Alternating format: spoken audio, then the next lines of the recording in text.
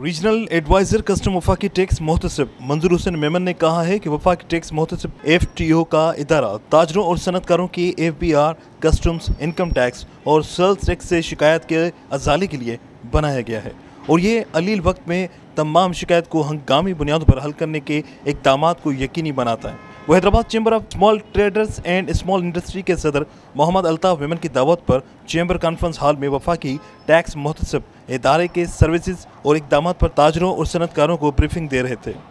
उन्होंने कहा कि FTO का ऑफिस कराची के अलावा सक्खर में भी मौजूद है और अगर हैदराबाद के ताजरों की शिकायत की नोयत ज़्यादा हुई तो हैदराबाद में भी ऑफिस खोला जा सकता है।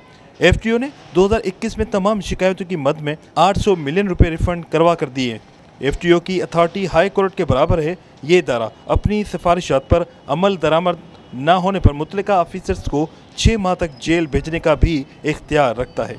मंजूर हुसैन मेमन ने मजीद कहा कि 2016 से 2020 के दौरान FTO को 2000 से 4000 तक शिकायत मौसूल हुई, जिसके हल का तनासब 90% रहा। FTO ऐसे केस नहीं लेता जिन पर अदालत का कोई हुक्म हो या वो शिकायत पहले से किसी और इदारे में दायर की गई हो।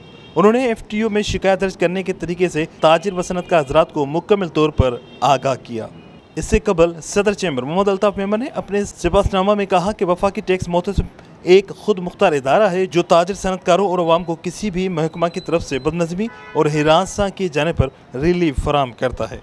आखिर में सीनियर नायब सदर मोहम्मद इदरीस मेमन ने तमाम अराकीन का शुक्रिया अदा किया। इस मौके पर साबिक सदर सलीमुद्दीन कुरैशी, दौलत राम लोहाना, मोहम्मद अकरम अंसारी, अराकीन मजलिस आमा, कन्वीनर, सब कम्युनिटीज़ और एक बड़ी तादाद ताजिरों व सनतकारों हज़रात की मौजूद थी। कैमरामैन उमर अहद के साथ इमरान शलकियारी, धूम न्यूज़ 24/7 हैदराबाद।